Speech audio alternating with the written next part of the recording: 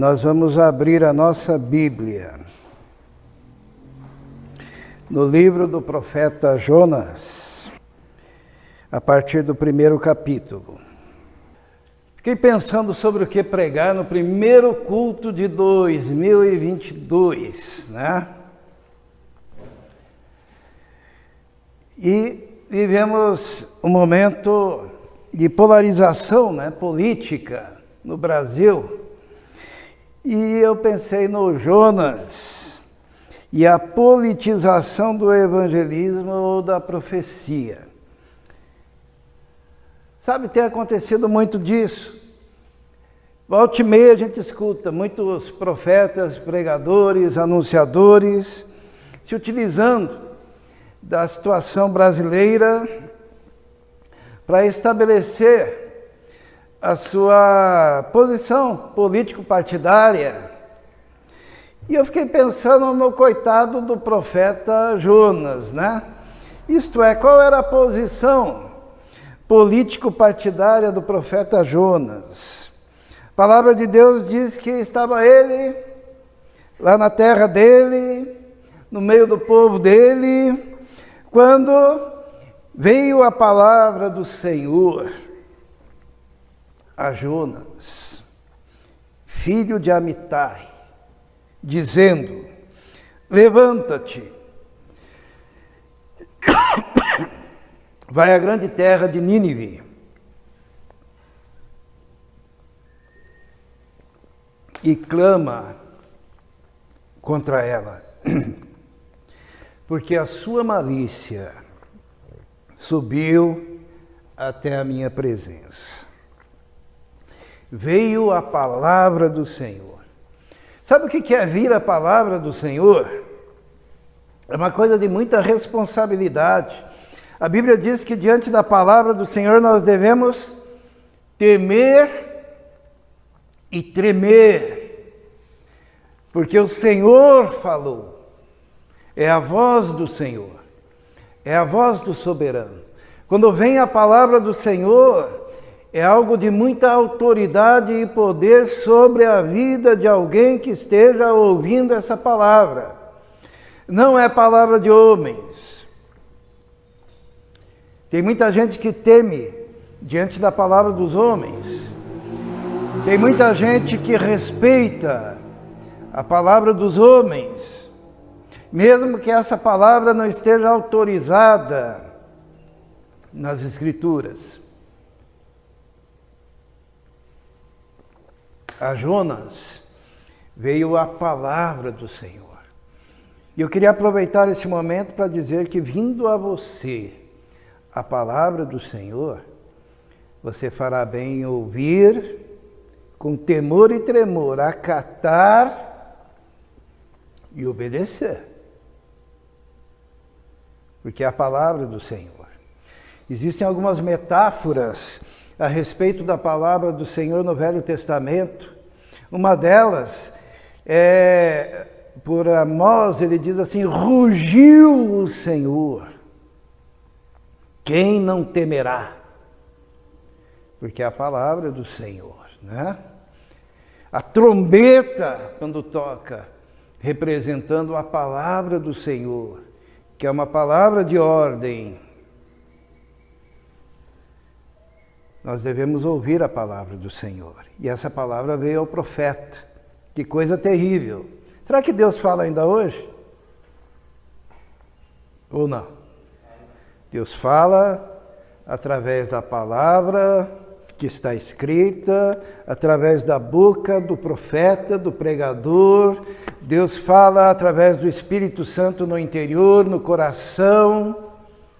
E quando o Senhor fala, nós devemos obedecer. Veio a palavra do Senhor a Jonas, filho de Amitai, dizendo: levanta-te, vai à grande cidade de Nínive, clama contra ela, porque a sua malícia subiu até a minha presença. Porém, Jonas levantou-se para fugir da presença do Senhor para Tarsis. Por que será que Jonas não quis obedecer? Por que será que Jonas fugiu? Levanta-te, vai para Nínive. Jonas levantou-se e foi para Tarsis. Por que ele não obedeceu? O principal motivo da não obediência do profeta era uma questão política, era uma questão ideológica, era uma questão que permeava o seu povo naquela época, porque os ninivitas eram assírios, eram inimigos do povo de Deus. Os assírios eram aqueles que, quando prendiam seus inimigos, eles cortavam seus membros. Os assírios eram aqueles que pegavam os israelitas nas batalhas e empalavam, colocavam sentados em estacas vivos para serem comidos pelos bichos e queimados pelo sol. Os ninivitas, porque Nínive era a capital da Assíria, eles eram aqueles assírios extremamente cruéis. E de repente Deus chega para o profeta Jonas e diz assim: Jonas, levanta-te, vai lá para a capital da Assíria, vai lá para a cidade gigantesca, era uma grande cidade dos seus inimigos, vai lá e pregue. Toda vez que Deus manda alguém pregar, mesmo que a palavra seja dura, essa palavra deve ser permeada por uma coisa que nós conhecemos bem hoje na nova aliança, que é a graça, que é a oportunidade do perdão. E ciente disso, Jonas fugiu para Tarsis. Jonas tinha todos os motivos humanos para não querer pregar para os ninivitas. Nínive era a capital da Síria e eles eram cruéis. Eram de um espectro humano desprezível. Pense em alguém desprezível. Pense num povo maligno. Pense num povo ruim. E era aquele povo, inimigo do povo de Deus, que agora se tornara objeto do interesse de Deus, a tal forma que Deus manda o profeta ir até lá pregar. Eu fico imaginando hoje em dia, né? Nós imaginamos que os nossos inimigos são inimigos de Deus, né? Existe uma coisa que nós precisamos entender: os nossos inimigos são amados por Deus. Pense na pior pessoa que você possa imaginar.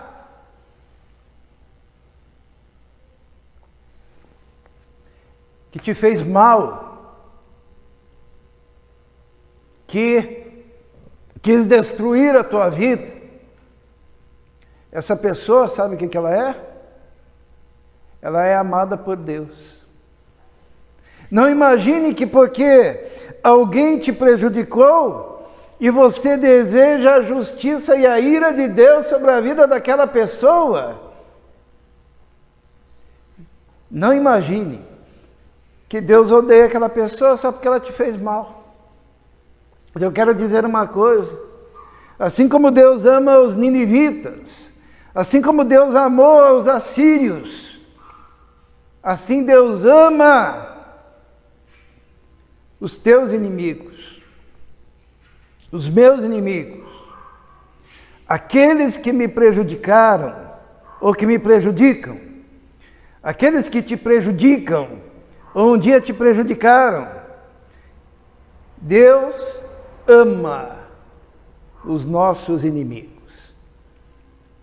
E Deus de repente levanta um profeta politizado, um profeta que tem uma ideologia muito clara: inimigo do povo de Deus, é meu inimigo e merece morrer. E Deus levanta este homem e diz: vai lá e pregue. Pregue para aquele povo.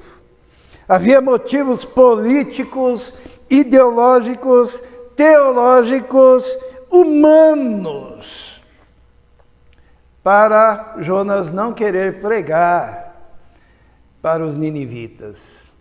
Hoje em dia eu fico pensando, né? Deus levanta aí alguém que conhece um bolsonarista daquele assim extremado.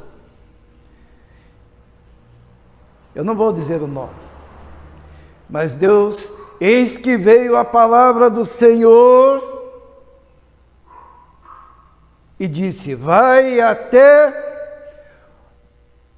o pessoal do PT e fale do amor e da graça e da misericórdia e do arrependimento e da transformação.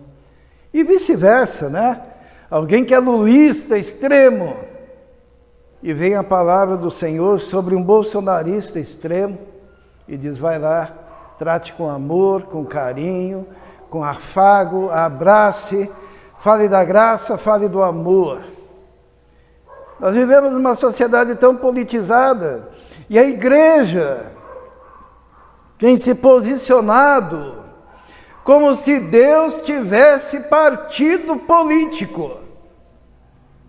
Mas o pior do espectro político que você não gosta é grandemente amado por Deus, querido por Deus.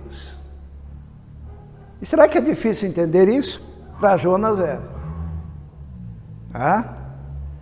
Mavi, se tivessem pegado os seus parentes, os seus irmãos, seus tios, aí um povo qualquer, feito eles sentarem em estacas e colocados nus no deserto, agonizantes, para que fossem comidos por vermes, num sofrimento terrível.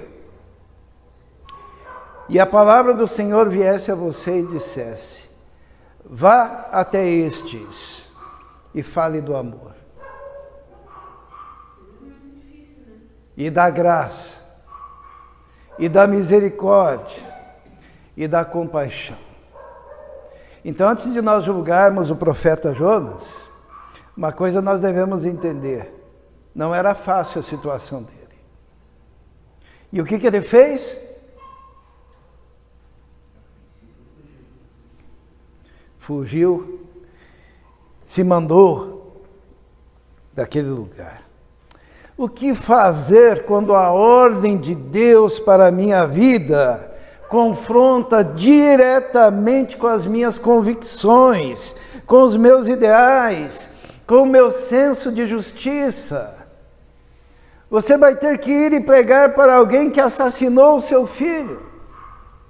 Você vai ter que ir e anunciar a mensagem do Senhor para alguém que é um estuprador. E falar assim: Deus te ama, quer te salvar, quer transformar a sua vida, quer mudar o seu coração. O que fazer quando eu tenho que renunciar às minhas mais ricas convicções por amor a um Deus que espera de mim obediência absoluta? O que você faria, Fernanda? Ia para Tarsis? Que coisa, hein? O dilema de Jonas. O dilema dele estava relacionado à sua história de vida e à história do seu povo. O seu povo tinha sofrido muito e ele vivenciou essas coisas. O dilema de Jonas estava relacionado ao seu profundo conhecimento teológico a respeito do amor e da misericórdia de Deus. Quando Jonas vai justificar e dizer assim por que ele não foi, sabe o que ele diz lá no último capítulo?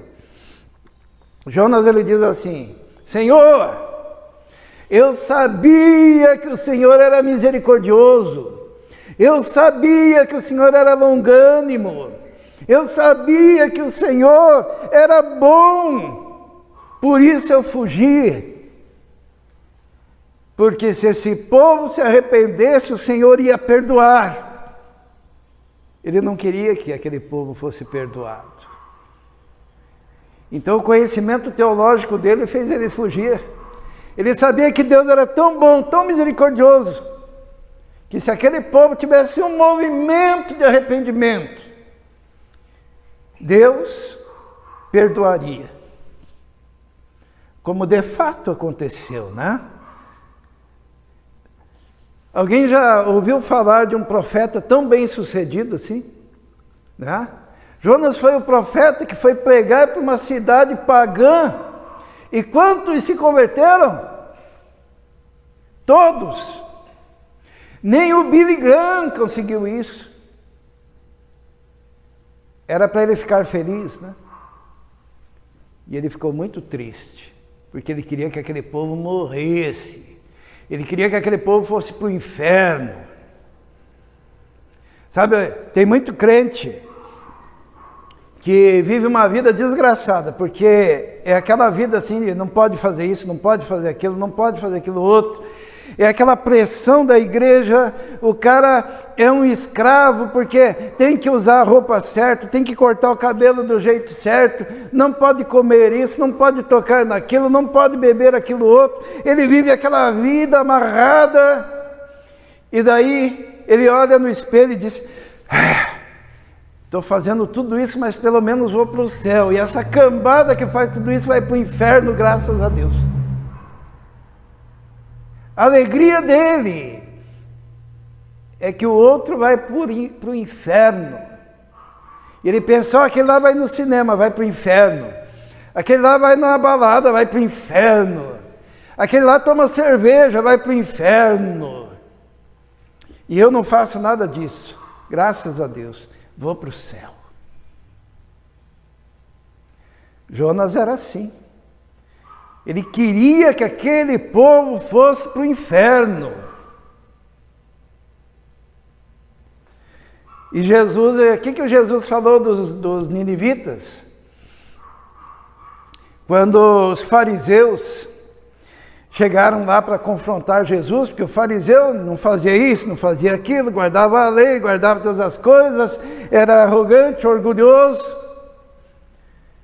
E Jesus fala o quê? Jesus diz assim: os ninivitas entrarão muito na frente de vocês, no reino do meu Pai, e vocês religiosos ficarão do lado de fora. Valeu a pregação do Jonas, né? O próprio Jesus testificou que eles foram salvos. O que nós aprendemos com a história de Jonas? O que nós aprendemos? Vamos ver algumas lições da história de Jonas. Primeira lição: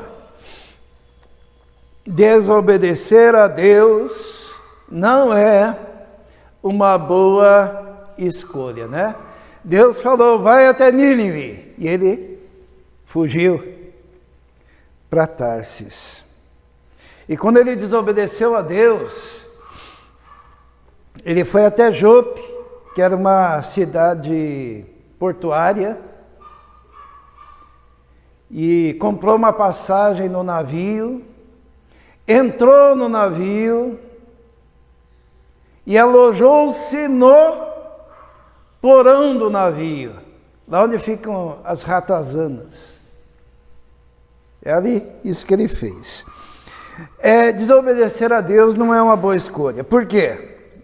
Primeira coisa que acontece quando você desobedece a Deus, você tem a sensação de estar onde você não deveria estar. Esses dias a Marilda me contou uma história de umas festas que tinha assim, né, na família, e que a filha dela um dia chegou para ela e disse: mãe, quando eu estou lá, eu sinto que é um lugar onde eu não deveria estar. É mais ou menos isso. Quando a gente desobedece a Deus, nós temos aquele sentimento de estarmos num lugar onde nós não deveríamos estar. Jonas desobedeceu a Deus, estava indo para o lado errado. Ele teve gastos que não precisava ter quando comprou a passagem do navio. Além de fugir de Deus, ele ainda teve despesas, né? Ele deu prejuízo para o navio, porque quando veio a tempestade, o pessoal teve que começar a jogar as cargas fora. Ou você escolhe obedecer a Deus, ou escolhe passar a existência entre ratos do porão daquilo que poderia ser a sua vida. Desobedecer a Deus sempre vai prejudicar a sua vida. Desobedecer a Deus vai te dar despesa. Desobedecer a Deus vai te dar a sensação de estar sempre no lugar errado, na hora errada, fazendo a coisa errada, no caminho errado. É aquela desagregação interior profunda. O texto diz assim, ó, quem desobedece a Deus só desce também, tá? Isso daqui é uma analogia da vida do indivíduo que desobedece a Deus. E descendo para Jope, quando a gente vai para o litoral, a gente desce, né? E descendo para Jope, achou um navio que ia para Tarsis. Pagou, gastou dinheiro, pôs a sua passagem. Desceu para dentro dele, para ir com eles para Tarsis, para longe da presença do Senhor. O indivíduo só vai à bancarrota desobedecendo a Deus. Diz assim, mas o Senhor mandou ao mar um grande vento e fez-se no mar uma forte tempestade. E o navio estava a ponto de quebrar-se. Quando você desobedece a Deus, você daí não consegue entender o porquê da tempestade, o porquê do vento contrário forte, o porquê que tudo que você põe a mão está a ponto de quebrar, as coisas não dão certo. Diz a palavra de Deus que os marinheiros temeram e clamavam, cada um ao seu Deus, e lançaram ao mar as cargas. Olha o prejuízo, né? Que estavam no navio, para aliviarem o seu peso. Jonas, porém, desceu, e tendo-se deitado, dormia um sono profundo. Irmãos, se vier a você a palavra do Senhor, e se você quer um conselho, obedece a palavra do Senhor. Não porque Deus não seja misericordioso, mas porque Deus tem um projeto para a sua vida. E quando você se distancia do projeto de Deus, o que vai acontecer? As consequências. É indo para baixo, tendo prejuízo, é o mar agitado, é a tempestade, é a sensação de estar no lugar errado, com o pessoal errado, no ambiente errado, e não no lugar onde Deus tinha por propósito para a sua vida. Quando aconteceu toda essa tempestade, quem orou? Os irmãos sabiam que em todo o livro de Jonas, Jonas orou quantas vezes? Alguém sabe? Ele não era muito de oração, não.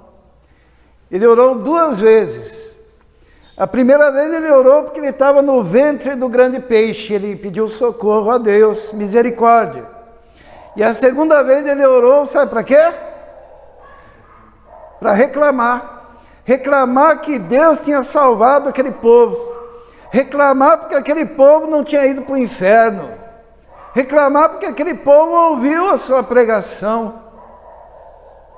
Mas, em contrapartida, olha o que diz a palavra do Senhor. Então temeram os marinheiros e clamavam, cada um ao seu Deus, e lançaram as cargas no mar. Os marinheiros que eram pagãos, que adoravam deuses estranhos, eles eram mais devotos do que o profeta. Eles oravam ao Deus errado, mas eles oravam. Eu fico vendo muitas vezes pessoas pagãs passando por aí com os seus ídolos carregados nos seus braços. e com tanta devoção. E aqueles que conhecem o Deus verdadeiro e todo-poderoso, muitas vezes ignoram o culto de oração, ignoram a leitura da palavra, ficam nos seus porões, dormindo, no meio dos ratos, em meio à tempestade. Segunda coisa que nós aprendemos, a ordem de Deus visa abençoar o mensageiro. Quem era o mensageiro? Jonas. E o destinatário, os ninivitas. Isto é, quando Deus chama alguém, Ele quer abençoar primeiro a sua vida e também a vida daquele a quem você foi enviado. Mas como que Deus queria abençoar a vida de Jonas? Porque Deus queria confrontar o mundo interior do profeta. Se a ordem de Deus vai mexer no seu mundo interior, é porque Deus quer tocar justamente no recôndito intocável das suas convicções e certezas. Sabe, você está muito tranquilo lá, com as suas convicções, e Deus te chama porque Ele quer te mover dos seus equívocos. Deus queria tocar o coração do profeta, Deus queria mover aquele coração, Deus queria entrar naquelas questões interiores que estavam atrapalhando aquele homem de ser verdadeiramente um servo de Deus. E daí Deus o chama para uma missão que no coração de Jonas era impossível. Se nós fôssemos chamar um profeta, será que chamaríamos Jonas para pregar para os ninivitas? Chamar justamente um cara politizado, chamar justamente um cara ideologizado, chamar justamente um cara cheio de convicções contrárias àquele povo. E é esse que Deus quer, porque Deus queria mover o coração daquele profeta. A ordem de Deus desnudava o verdadeiro caráter do profeta. Ele precisava de uma experiência mais profunda com Deus. Sabe, quando você está muito acomodado assim, Deus pega e vem com uma palavra tão dura, tão pesada, tão profunda, tão confrontadora das suas convicções. Sabe por quê? Porque Deus quer mudar lá dentro. Ele não quer mudar você só por fora. Ele quer mexer no seu interior. Sabe, tem muita gente muito arraigada em convicções falsas, em convicções que não refletem o caráter de Deus, em convicções escravizantes, que causam rancor, que criam um egocentrismo. E Deus quer entrar lá e fazer um turbilhão lá dentro, para que você tenha a oportunidade de ser moldado, de ser mudado, de ser transformado, de ser confrontado com os seus equívocos. E foi o que Deus fez com o profeta, né? Desnudou. Como que Deus desnudou? Olha só a palavra que aparece aqui, ó. Então temeram os marinheiros. Os marinheiros tinham temor. O que o profeta estava fazendo? Dormindo. Os marinheiros clamavam. E o que o profeta estava fazendo? Dormindo. Parece que esses marinheiros eram mais crentes do que o profeta. Diz a palavra de Deus que Jonas, porém, desceu ao portão do navio e, tendo-se deitado, dormia um profundo sono. O mestre do navio chegou-se a ele e disse-lhe: que tens, dorminhoco? Os irmãos já pararam para pensar que humilhação o profeta ser chamado de dorminhoco? Ô cara, o que você está fazendo aí no porão, seu dorminhoco? O navio está quase afundando, o vento é forte, a tempestade é terrível. e você dormindo, clame ao teu Deus. O profeta sendo exortado a orar mais.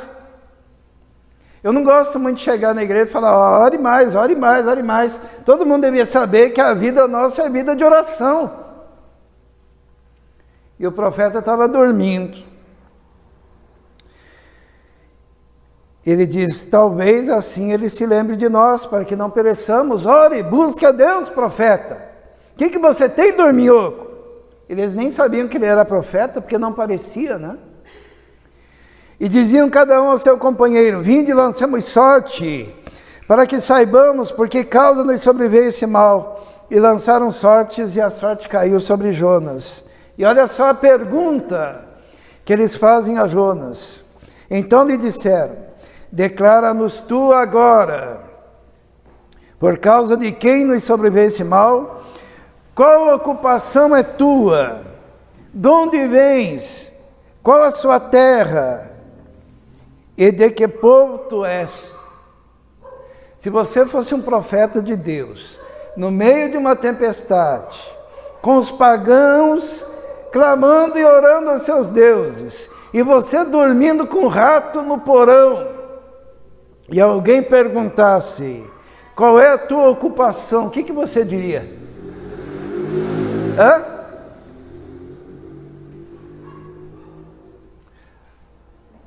Tem um pastor que eu conheço, que não estava caminhando muito certo, e um dia perguntaram para ele, qual a sua ocupação?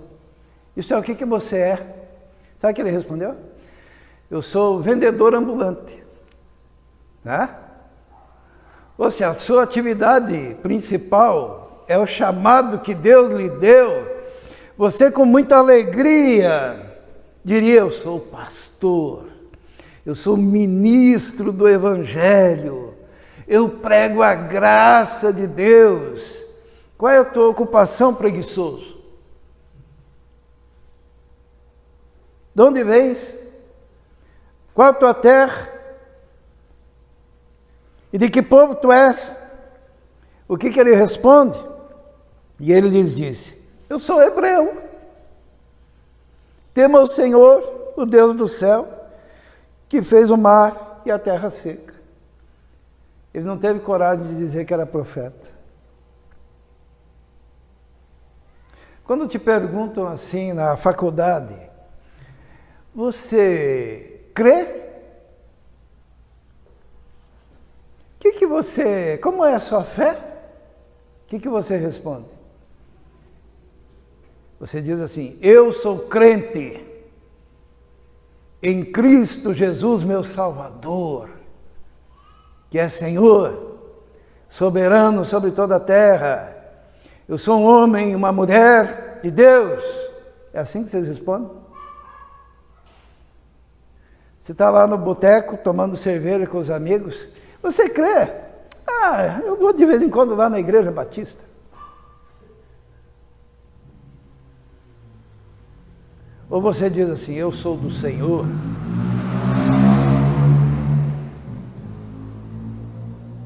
Em qualquer situação, em qualquer lugar, não importa o que esteja acontecendo, a dignidade da sua posição em Cristo te faz dizer, eu sou um homem de Deus, eu sou uma mulher de Deus. O profeta respondeu, eu sou hebreu. Então estes homens se encheram de grande temor. O que faltou ao profeta? Temor, né? E disseram-lhe, por que fizeste isso? Pois sabiam os homens que fugia da presença do Senhor, porque ele o tinha declarado. E disseram-lhe, que te faremos nós, para que o mar se acalme? Porque o mar ia se tornando cada vez mais tempestuoso. E ele lhes disse, lançai-me ao mar, e o mar se vos aquietará, porque eu sei que por minha causa vos sobreveio esta grande tempestade. Aqueles marinheiros pagãos, aqueles marinheiros idólatras, aqueles marinheiros que clamavam aos deuses estranhos. O que eles fizeram? Jogaram Jonas, né? Eles fizeram de tudo. Eles fizeram de tudo para não jogar o profeta no mar. Eles tinham misericórdia no coração. Eles tinham amor no coração. Eles sabiam que aquele profeta, aquele homem que nem conseguia dizer que era profeta, ele era culpado. Ele estava fugindo de Deus. Mas mesmo assim aqueles homens usaram de misericórdia. Tão diferente de Jonas, que não tinha misericórdia pelos seus inimigos. Diz a palavra que, entretanto, os homens remavam para fazer voltar o navio à terra, mas não podiam, porquanto o mar ia se embravecendo cada vez mais contra eles. E então clamaram ao Senhor e disseram: Ah, Senhor, nós te rogamos que não pereçamos por causa da alma deste homem, e que não ponhas sobre nós o sangue inocente, porque tu, Senhor, fizeste como te aprouve. E lançaram o Jonas, levantaram Jonas e lançaram ao mar, e cessou a sua fúria. Que coisa, hein? Eles tentaram não jogar, mas tiveram que jogar. Quem tinha mais misericórdia? Os marinheiros ou Jonas, que fugia de Deus? E diz a palavra de Deus que temeram, pois, estes homens ao Senhor, com grande temor, e ofereceram sacrifício ao Senhor e fizeram votos. Irmãos, aqui nós temos algo importante, né?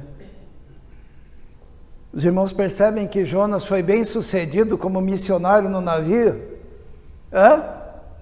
Foi ou não foi? Por quê?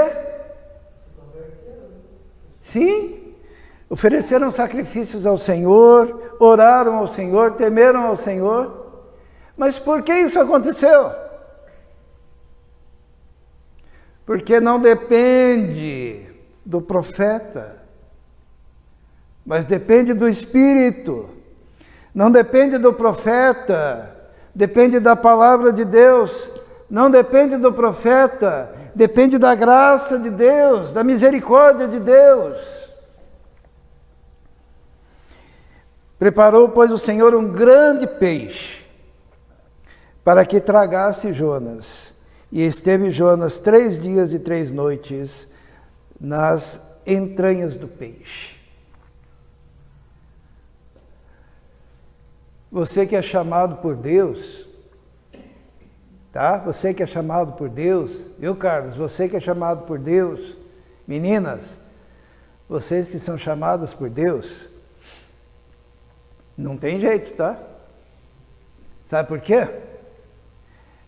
O Jonas foi jogado no mar, foi engolido por um grande peixe. E tendo sido jogado no mar e engolido por um grande peixe, Jonas virou o quê?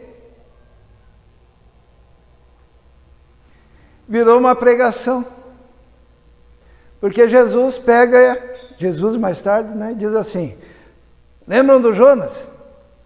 Assim como ele ficou lá no ventre do peixe 3 dias, assim importa que o Filho do Homem fique 3 dias no ventre da terra e ao 3º dia ressuscite. Viu? Ser chamado por Deus não tem jeito. Deus te chamou, você vai estar lá no meio e você não quer pregar, você quer dormir, você quer ficar no meio dos ratos. Mas Deus vai te usar. Só que poderia te usar sem o teu sofrimento. Você não precisa sofrer. É só obedecer. Mas se Deus falou, Ele vai cumprir. e transforma você até numa mensagem, como foi essa do Jonas. E Jonas foi então engolido e depois foi vomitado pelo peixe.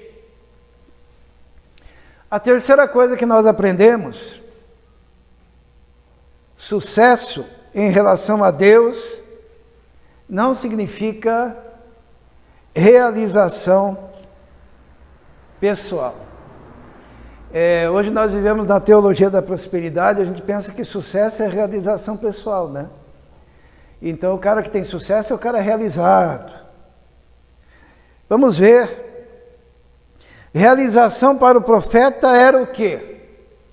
Primeiro, o profeta se sentiria muito realizado se os ninivitas, para os quais ele foi enviado e acabou pregando, não crescem.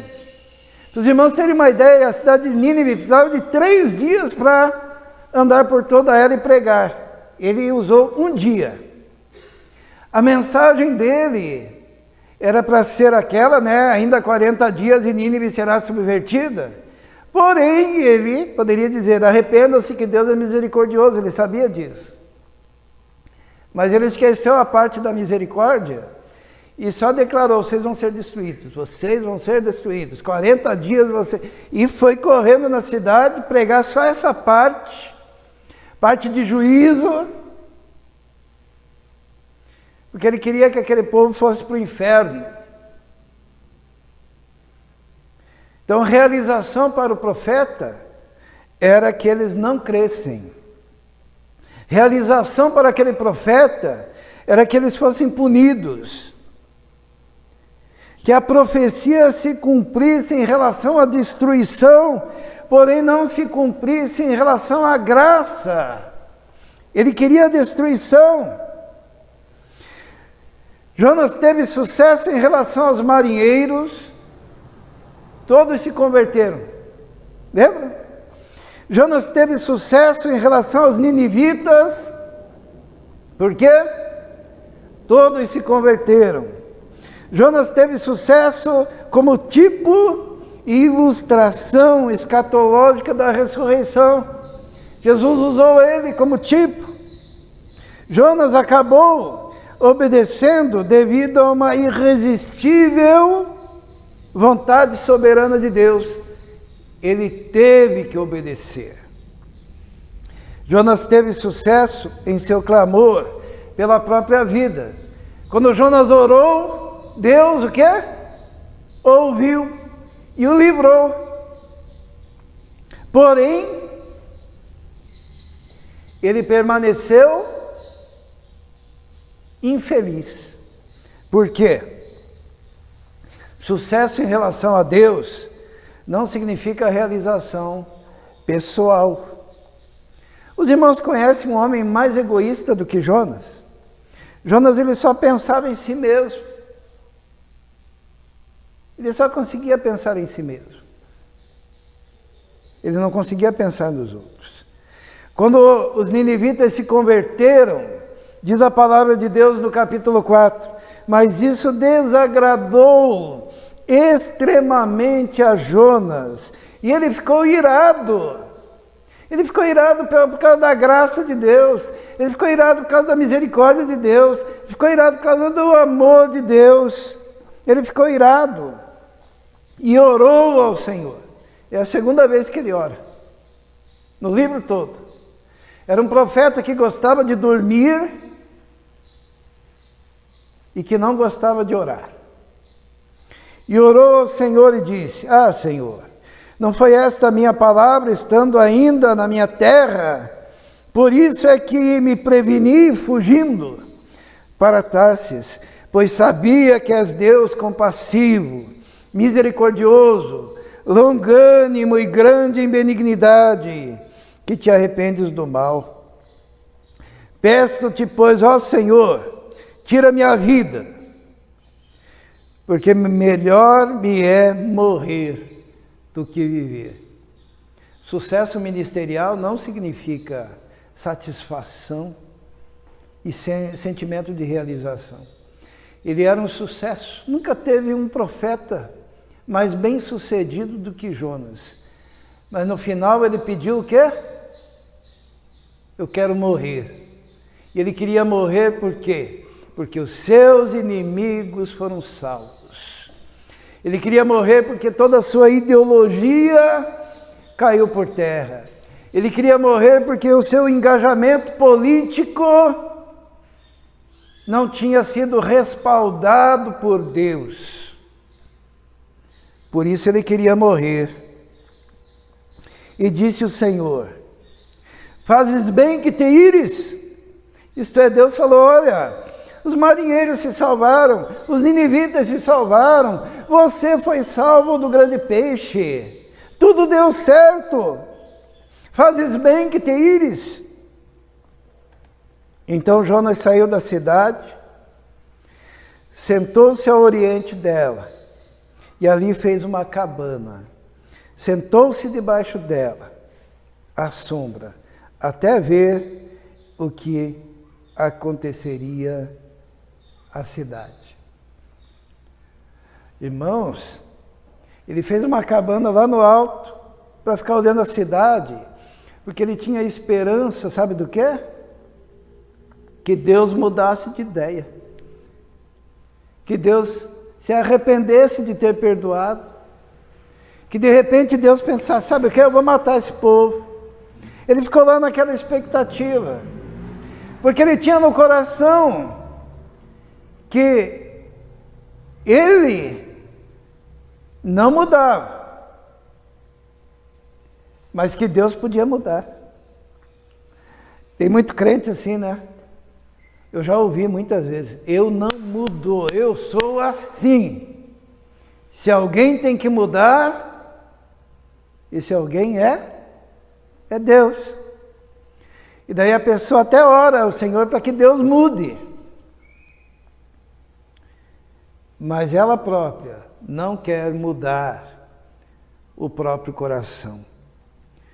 Jonas, ele subiu lá no alto e ficou lá observando: ai, tomara que Deus destrua, tomara que Deus mude, tomara que Deus se arrependa de ter perdoado esse povo.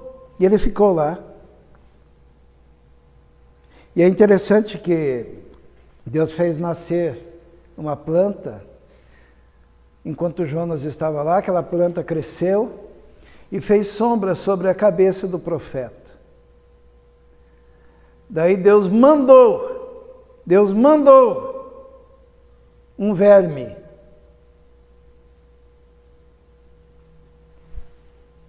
comer a planta. E a planta secou. E o sol começou a bater na cabeça do profeta, e o profeta ficou praguejando, indignado, irritado.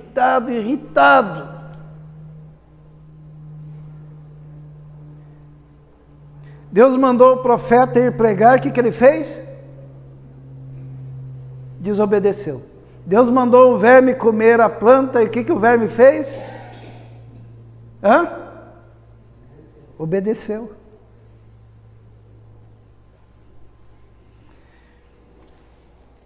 E daí Deus fala para o profeta, e assim que termina o livro, ele diz assim: você está irritado por causa dessa planta que eu fiz nascer e que eu fiz morrer? E o profeta diz: sim, estou muito indignado. Agora, quem é mais importante? Aquele povo que foi perdoado ou aquela planta que te dava conforto? Sabe, tem gente que valoriza mais as coisas do que as pessoas. Não é isso? Às vezes coisas são mais importantes do que pessoas. O profeta valorizava mais aquela boboreira do que as pessoas. E Deus então diz assim: não hei de eu ter compaixão da grande cidade de Nínive, em que estão mais de 120 mil homens que não sabem discernir entre a sua mão direita e a sua mão esquerda, e também muitos animais. Deus está falando. Não deveria eu ter compaixão desse povo? Quando fala de 120 mil homens que não sabem discernir a mão direita da esquerda, possivelmente se refere a 120 mil crianças. Crianças. Era uma cidade enorme, provavelmente tinha 600 mil habitantes naquela cidade. E Deus fala, não teria eu de ter compaixão, pelo menos das crianças dessa cidade?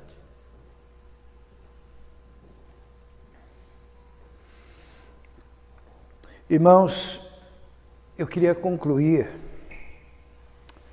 dizendo que Deus, a palavra do Senhor veio hoje para dizer a você que existem centenas, milhares de pessoas que não sabem discernir entre a direita e a esquerda e que estão aí fora, esperando a pregação de cada um de nós. E nós podemos ser como Jonas, nos alegrarmos com aquilo que temos, né? Com a nossa cama, com a nossa casa, com o nosso carro, e nos esquecemos da missão. Ficarmos alegres por causa da aboboreira, mas não conseguirmos ter compaixão dos perdidos. Mas nós podemos ser diferentes. Nós podemos ser obedientes à ordem de Deus, obedientes ao chamado de Deus, né? Temos algumas conclusões. Primeira coisa, para os dias de hoje, Deus não tem partido político. Se Deus amou os assírios, tá? Eu não consigo ver hoje nenhum partido, nenhum povo, nenhum grupo comparável aos assírios. Se os assírios foram dignos de ser, ou melhor, se eles foram contemplados pela graça de Deus, qualquer grupo do mundo pode ser contemplado com a graça de Deus. Deus não tem partido político. Deus ama, inclusive, os teus inimigos.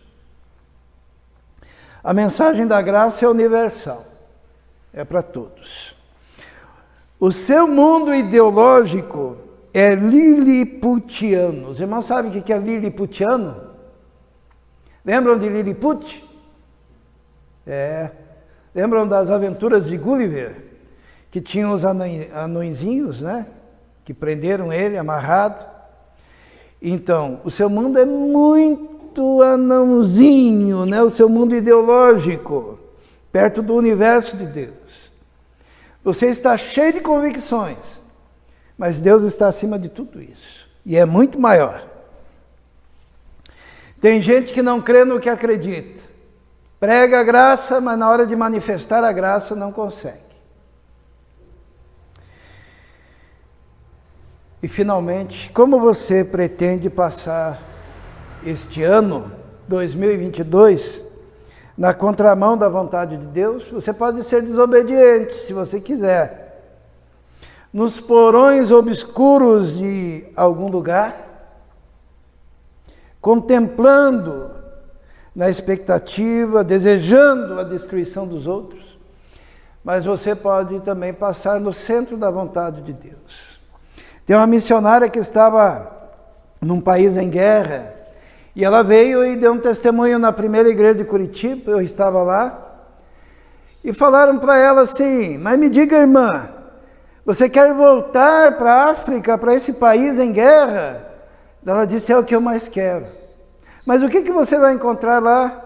Vou encontrar exércitos em batalha, vou encontrar tanques de guerra, vou encontrar campo minado e granada, além de um povo que precisa ser evangelizado. Daí perguntaram, mas você quer ir para lá? E ela disse, é o único lugar neste mundo aonde eu desejo estar. Porque ali é o centro da vontade de Deus para a minha vida. O melhor lugar para nós estarmos é onde Deus mandou que nós estejamos. Obedecendo e cumprindo a missão que Deus nos deu. Sabe por quê? Porque Deus nunca irá, em qualquer circunstância, nunca irá nos desamparar. Até eu convido você a fazer um exercício agora. Lembre de um dia que Deus te abandonou. Romildo, me diga um dia aí que Deus te abandonou, que Jesus não estava contigo, que Ele não te protegeu. Diga um dia que Deus se esqueceu de você. Diga um dia que Jesus esqueceu da tua vida. Diga um dia que você passou por uma tempestade sozinho. Tente lembrar. Tente lembrar. Não existe esse dia. Deus, Ele cuida de cada um de nós.